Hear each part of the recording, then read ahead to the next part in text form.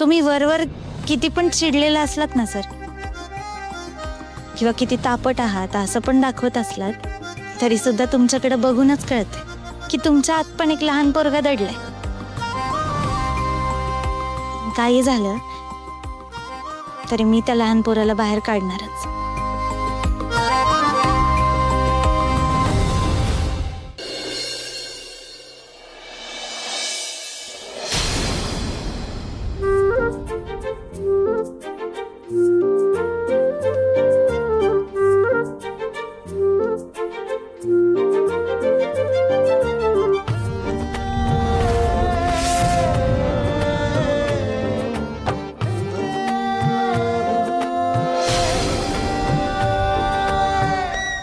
काय हो सर, अहो तुम्ही माझ्यावर लक्ष ठेवणार होतात ना, मी झोपते का नाही ते बघणार होतात तुम्ही, आणि स्वतःच झोपून गेलात.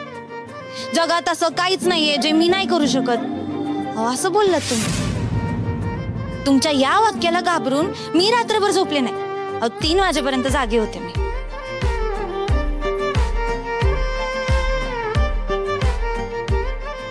काय झालं सर? अहो हे एवढं पांघरून घेऊन झोपला होतात, लई थंडी वाजली का तुम्हाला रात्री?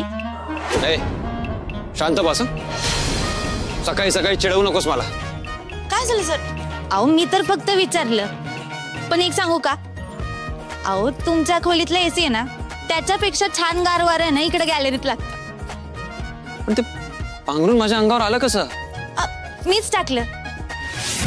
अहो लई कुडकुडत होतात तुम्ही, पण जसं हे पांघरून तुमच्या अंगावर टाकलं ना, तसं लहान पोरागत झोपून गेलात. काही झोप झालेली नाहीये माझी, आणि मला तर वाटतं ते पांघरून तू घातलंस ना माझ्या अंगावर, म्हणून मला झोप नाही लागली. तुझ्यामुळे आज माझी झोप झालेली नाहीये. हाय का आता? पांघरुणाचं काय त्यात? एकतर तुम्हीच मला जागायला सांगितलं, हा माझ्या मागं तुम्ही पण जागलात आणि मला पण जागवलं. हे असं करता तुम्ही स्वतः चुका करता आणि मग मलाच लई बोलता. बस, खूप बोललीस. शांत बस, सकाळी सकाळी वैताग नको देऊ मला.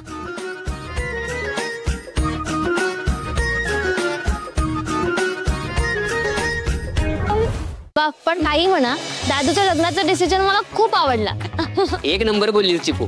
पण चिकू, राणी वहिनी आपल्या घरात नवीन आहेत, त्यामुळे वहिनी ते सेट होईपर्यंत बऱ्याचशा गोष्टी तुला सांभाळायच्या आहेत, बरं का? डोंट वरी अज्जू ब्रो, आपलं सगळं इथं असते, तू बघच. Good morning everyone. Good morning. Morning. बाप रे, कसली जांभई दिली दादूने. तसं काय 2 दिवस झोपलाच नाहीये. काय रे दादू,